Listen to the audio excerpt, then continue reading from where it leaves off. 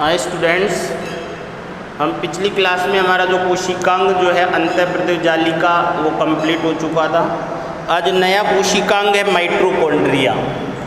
तो नया कोशिकांग जो है वो कौन सा है? माइटोकॉन्ड्रिया।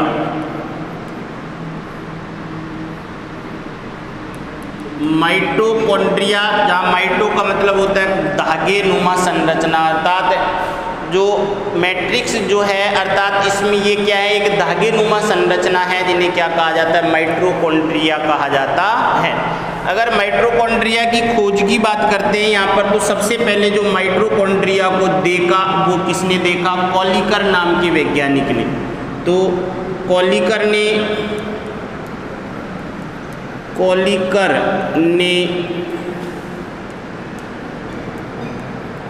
सबसे पहले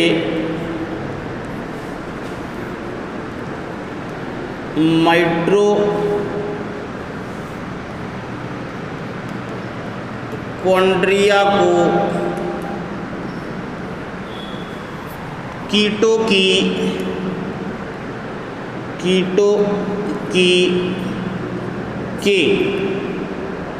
पंखों की मांसपेशियों की कोशिकाओं में, मांसपेशियों की कोशिकाओं में देखा।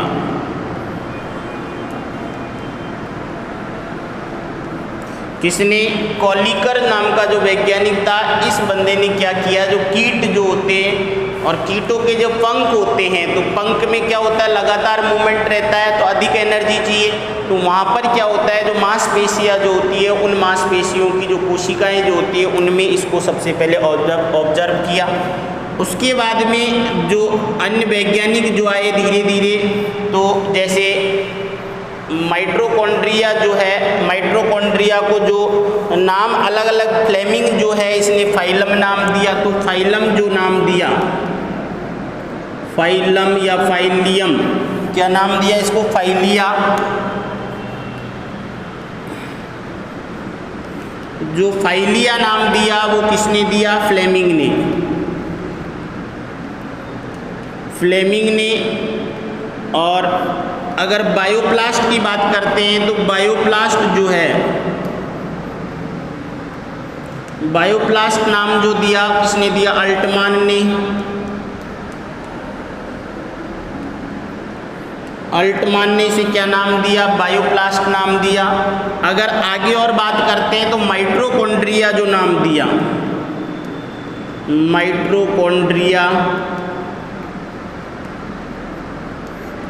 वो नाम किसने दिया? सी बेंडा जो है, तो सी बेंडा ने इसे क्या नाम दिया? माइटोकॉन्ड्रिया नाम दिया। अर्थात माइटोकॉन्ड्रिया की खोज का जो श्रेय जाता है वो किसको दिया जाता है? अल्टमान और सी बेंडा को दिया जाता है। अर्थात जो माइटोकॉन्ड्रिया की खोज जो है, उस खोज का श्रेय जो है वो किसे दिया जाता है? दो वैज्ञानिक हैं, तो देखा इसने, परंतु जो श्रेय जाता है वो इन दो वैज्ञानिकों को जाता है, खोज का श्रेय।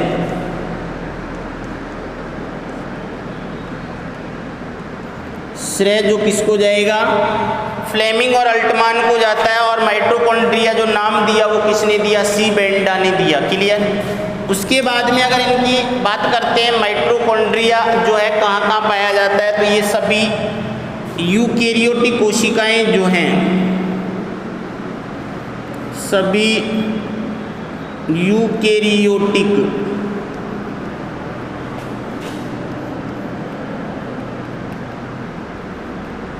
कोशिकाओं में यह पाया जाता है। अगर अपन बात करते हैं तो कहाँ नहीं पाया जाता है? सभी प्रोकैरियोटिक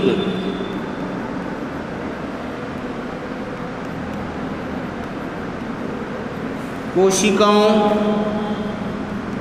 में नहीं पाया जाता है। अगर इनकी संख्या की बात करते हैं तो कुछ जीव ऐसे होते हैं जो एक कोशिकीय जीव होते हैं जिनमें केवल एक माइटोकॉन्ड्रिया पाया जाता है। तो एक माइटोकॉन्ड्रिया जो है वो किसमें पाया जाता है, जैसे क्लेमाइडोमोनास जो है, क्लेमाइडोमोनास,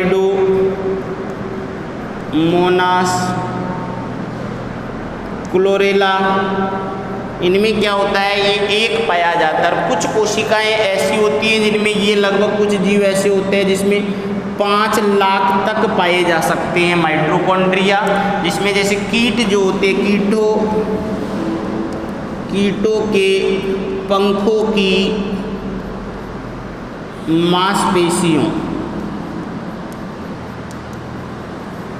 मांसपेशियों की कोशिकाएं जो हैं उनमें ये लगभग कितने होते हैं, 5 लाख तक पाए जा सकते हैं। अर्थात जहाँ जितनी एनर्जी की आवश्यकता होगी वहाँ उतनी ही ज़्यादा संख्या में क्या पाए जाएंगे, माइटोकॉन्ड्रिया पाए जाएंगे।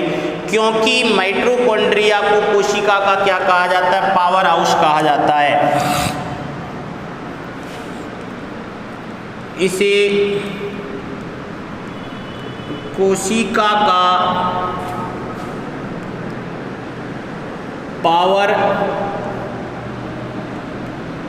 हाउस या शक्तिगृह कहा जाता है। क्यों कहा जाएगा, क्योंकि माइटोकॉन्ड्रिया जो है इसमें क्या होता है कि एटीपी उत्पन्न करने का काम करता है। अर्थात इसमें कोशिकीय श्वसन होता है और कोशिकीय श्वसन के द्वारा भोजन का क्या होगा, ऑक्सीकरण होकर और क्या उत्पन्न की जाती है, ऊर्जा, एटीपी का निर्माण किया जाता है। क्योंकि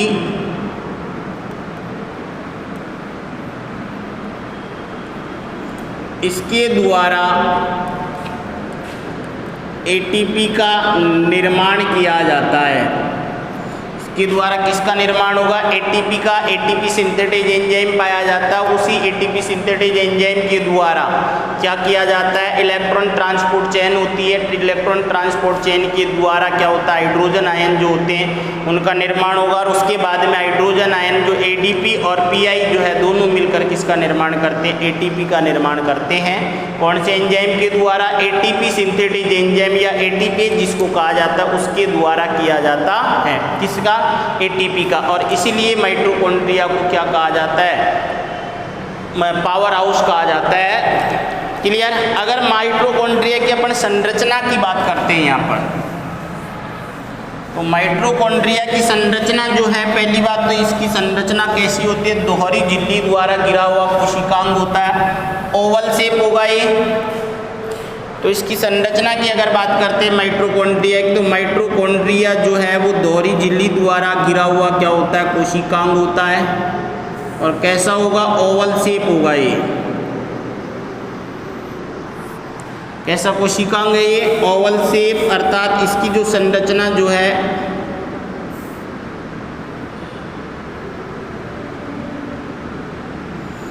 तो माइटोकॉन्ड्रिया दोहरी झिल्ली द्वारा घिरा हुआ कोशिकांग होता है।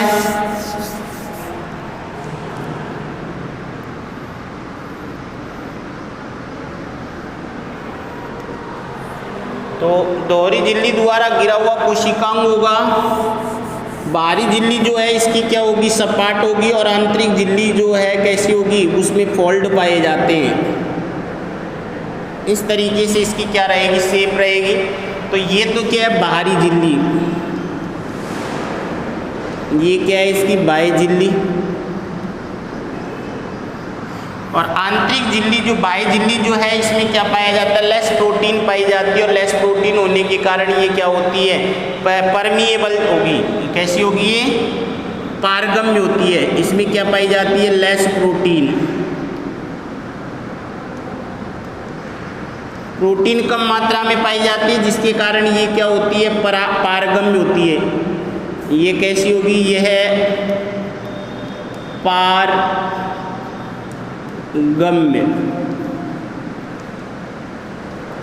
आंतरिक झिल्ली की बात करते हैं तो आंतरिक झिल्ली जो होती है उसमें क्या पाए जाते हैं, इस तरीके से उंगली नुमा क्या पाए जाते हैं, उभार पाए जाते हैं। आंतरिक झिल्ली में क्या पाए जाते हैं, इस तरीके से उंगली नुमा उभार पाए जाते हैं। इन उभारों को क्या कहा जाता है, इन उभारों को क्रिस्टी या क्रिस्टी बहुवचन है, जबकि एक वचन जो है वो क्या है, क्रिस्टा। तो इस तरीके से क्या पाए जाते हैं, यहाँ पर उंगली नुमा उभार पाए जाते हैं। और इन उंगली नुमा उभारों को क्या कहा जाता है, ये माइटोकॉन्ड्रिया की कौन सी झिल्ली है, आंतरिक झिल्ली। इस तरीके से उंगली नुमा क्या पाए जाते हैं, उभार पाए जाते हैं। तो ये जो है ये माइटोकॉन्ड्रिया की कौन सी झिल्ली है, आंतरिक झिल्ली। तो माइटोकॉन्ड्रिया जो है वो किसके द्वारा, दोहरी झिल्ली द्वारा गिरा हुआ कोशिकांग होता है। इसमें क्या पाई जाती है, मोर प्रोटीन, और अधिक मात्रा में प्रोटीन होने के कारण ये कैसी होगी, चयनात्मक पारगम्य। कैसी होगी ये, चयनात्मक पारगम्य होती है।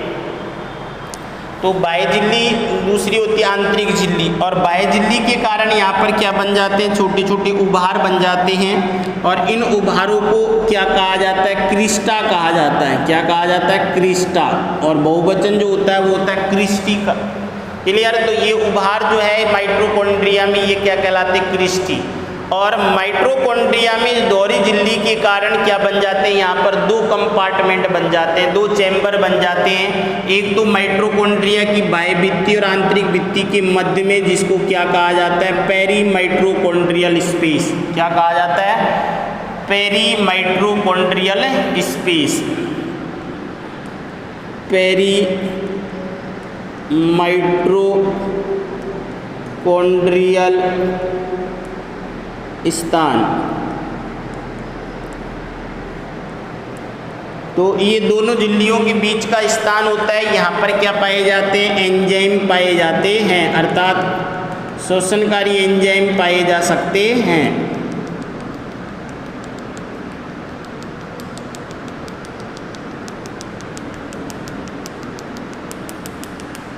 इस तरीके से। और अंदर का जो भाग है, जो ये कंपार्टमेंट, ये जो चैम्बर है, इसके अंदर क्या पाया जाता है, एक द्रव, जेली समान द्रव पाया जाता है, द्रव भरा रहता है, जिसे क्या कहा जाता है, मैट्रिक्स कहा जाता है। इसे क्या कहा जाता है, मैट्रिक्स। ये जो है ये क्या कहलाता है, मैट्रिक्स कहलाता है। तो और इसी मैट्रिक्स के अंदर क्या क्या पाए जा सकते हैं, एक तो यहाँ पर वृत्ताकार डीएनए पाया जाता है, सर्कुलर डीएनए। एक तो यहाँ पर क्या पाया जाता है, ये सर्कुलर डीएनए पाया जाता है, डीएनए, वृत्ताकार डीएनए। और इस वृत्ताकार डीएनए जो है, इसमें क्या होता है, क्योंकि डीएनए का रासायनिक संगठन जब हम पढ़ेंगे तो डीएनए के रासायनिक संगठन में क्या क्या पाए जाते हैं, शुगर पाई जाती है, डीऑक्सीराइबो शर्करा, उसके बाद में नाइट्रोजनी क्षारक। नाइट्रोजनी क्षारक जो कौन कौन से 4 प्रकार के पाए जाते हैं डीएनए में, और 4 ही प्रकार के पाए जाते हैं आरएनए में। होते कितने हैं, 5 प्रकार के होते हैं, 4 प्रकार के, एडेनिन और गुआनिन।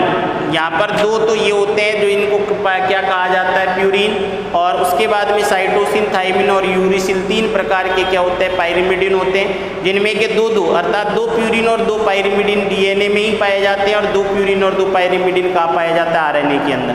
अपन बात करें डीएनए में, तो यहाँ पर जो है नाइट्रोजनी क्षारक जो है एडेनिन, गुआनिन, उसके बाद में साइटोसिन और थाइमिन पाए जाते हैं। 4 प्रकार के क्या होते हैं, नाइट्रोजनी क्षारक। तो नाइट्रोजनी क्षारक जो है, जब इनको अपन पढ़ेंगे तो ये हमेशा बॉन्ड करता है किसके साथ, थाइमिन के, अर्थात प्यूरी एडेनिन जो है वो बॉन्ड करता है थाइमिन के साथ, और गुआनिन जो बॉन्ड करता है वो करता है साइटोसिन के साथ। तो ये बॉन्ड होता है यहाँ पर, तो ये ट्रिपल बंद होगा, ये डबल बंद होता है। तो इस डीएनए की एक खास बात होती है कि यहाँ पर जो है कौन अधिक पाया जाता है, जीसी अधिक मात्रा में पाया जाता है, अर्थात अधिक मात्रा में पाया जाता है, जबकि ये जो है एडेनिन, जो थाइमिन जो है वो क्या होते हैं, कम मात्रा में पाए जाते हैं। उसके बाद में यहाँ पर क्या पाए जाते हैं कि यहाँ पर जो है इस तरीके से क्या पाए जाते हैं, कर्णनुमा संरचना पाई जाती है, जिसे क्या कहा जाता है, राइबोसोम कहा जाता है। क्या कहा जाता है, राइबोसोम। और यहाँ पर जो राइबोसोम जो होते हैं वो कौन से राइबोसोम होते हैं, यहाँ पर 70 इस प्रकार के राइबोसोम पाए जाते हैं। जो कहाँ पाया जाता है, प्रोकैरियोटिक कोशिका में भी 70 इस प्रकार का क्या पाया जाता है, राइबोसोम पाया जाता है। किसमें, प्रोकैरियोटिक कोशिका में भी 70 इस प्रकार का राइबोसोम पाया जाता है। और जो माइटोकॉन्ड्रिया जो है उसमें भी 70 इस प्रकार का राइबोसोम पाया जाता है। परंतु मेमेलियल कोशिका की अगर बात करते हैं तो मेमेनियल कोशिका जो होती है उसमें 50 इस प्रकार का राइबोसोम पाया जाता है यहाँ पर। तो एक स्पेसिफिक पॉइंट है वो। तो अब राइबोसोम और डीएनए है। अब प्रोटीन निर्माण के लिए ये दो ही चीज़ चाहिए, क्योंकि डीएनए और राइबोसोम के द्वारा प्रोटीन का निर्माण किया जा सकता है। तो ये जो है डीएनए जो है, अब सॉरी, ये जो माइटोकॉन्ड्रिया जो है अपने समान नए माइटोकॉन्ड्रिया तैयार कर सकते हैं। किसमें, कोशिका के अंदर ये उपस्थित रहता है। तो इसीलिए इसको क्या कहा जाता है, माइटोकॉन्ड्रिया को कोशिका अर्ध स्वयं कोशिकांग कहा जाता है। इसे अर्ध स्वयं कोशिकांग कहा जाता है। क्यों कहा जाता है, क्योंकि यह अपने समान नए माइटोकॉन्ड्रिया तैयार कर सकता है। क्योंकि यह अपने समान नए माइटोकॉन्ड्रिया बना सकता है। क्यों, क्योंकि इसमें कौन कौन से पाए जाते हैं, डीएनए और राइबोसोम दोनों पाए जाते हैं। तो ये अपने स्वयं का प्रोटीन निर्माण कर सकता है। और प्रोटीन निर्माण होने से किसका निर्माण हो जाएगा, माइटोकॉन्ड्रिया का। क्योंकि डीएनए है यहाँ पर, डीएनए के द्वारा नए माइटोकॉन्ड्रिया का निर्माण किया जा सकता है। तीसरी अगर बात करते हैं यहाँ पर जो है, जो क्रिस्टी जो है, इस क्रिस्टी की जो संरचना है इस पर क्या पाई जाती है, छोटी छोटी कणनुमा संरचना पाई जाती है। यहाँ पर इस तरीके से इस क्रिस्टी पर लगे हुए या जो आंतरिक झिल्ली जो है इस पर लगे हुए पाए जा सकते हैं। तो ये संरचना जो होती है इसे क्या कहा जाता है, एफ कण या ऑक्सीसोम कहा जाता है। और इसी ऑक्सीसोम के द्वारा किसका निर्माण किया जाएगा, एटीपी का निर्माण किया जाता। तो ये पूरी आंतरिक झिल्ली जो है उस पर इसे बल्ब नुमा या रैकेट नुमा संरचनाएं जो हैं वो पाई जाती हैं, और जिन्हें क्या कहा जाता है, ऑक्सीसोम कहा जाता है। और इन्हीं ऑक्सीसोम जो है इनके द्वारा किसका निर्माण किया जाता है, एटीपी का निर्माण किया जाता है। तो ये जो संरचना है ये क्या कहलाएंगे, ऑक्सीसोम। क्या कहलाएंगे, ऑक्सीसोम। और इसी ऑक्सीसोम जो है ये क्या होती है कि इसी के द्वारा एटीपी का निर्माण होता है। अगर यहाँ पर अपन बात करते हैं ऑक्सीसोम की, तो ऑक्सीसोम जो होती है, देखो यहाँ पर जो इसका निर्माण जो होगा वो 3 चीज़ों से मिलकर निर्माण होता है। अगर देखो ये इसकी बाह्य झिल्ली हो जाएगी, और बाह्य झिल्ली के बाद में ये जो है ये आंतरिक झिल्ली। तो इस पर इस तरीके से ये क्या पाए जाएंगे, क्रिस्टी पाए जाएंगे, नहीं पाए जाएंगे। तो ये इस तरीके से संरचना जो होती है, ये तो आंतरिक स्पेस हो गया, अर्थात पेरीमाइटोकॉन्ड्रियल स्पेस हो गया। ये तो कौन सी झिल्ली है, बाह्य झिल्ली।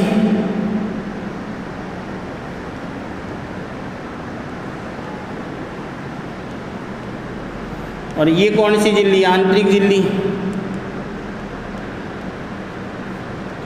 अब देखो यहाँ पर जो ये ऑक्सीसोम पाए जाते हैं उस ऑक्सीसोम के 3 पार्ट होते हैं। तो एक पार्ट जो है वो तो कहाँ पाया जाता है, इस आंतरिक झिल्ली जो है, इस आंतरिक झिल्ली में धंसा हुआ पाया जाता है इस तरीके से। तो इस भाग को तो आधार भाग कहते हैं। क्या कहा जाता है, आधारीय भाग कहा जाता है। और दूसरा जो भाग जो होता है इस तरीके से यहाँ पर जो ये हो गया, ये तो और दूसरा भाग जो है इस तरीके से यहाँ पर ये दूसरा भाग पाया जाता है। और तीसरी प्रोटीन जो तीसरा भाग जो है वो भी प्रोटीन का बना होता है। और ये भाग जो है ये कहाँ पाया जाता है, इस तरीके से ये बड़ा भाग होता है। तो इस तरीके से ये संरचना का क्या होता है, निर्माण होता है। तो ये भाग जो है ये तो कहलाता है इसका आधारीय भाग। ये भाग कहलाता है स्टाल या व्रंत जिसको कहा जा सकता है। और ये भाग जो है इसका कौन सा भाग कहलाता है, हेड या सिर भाग कहलाता है।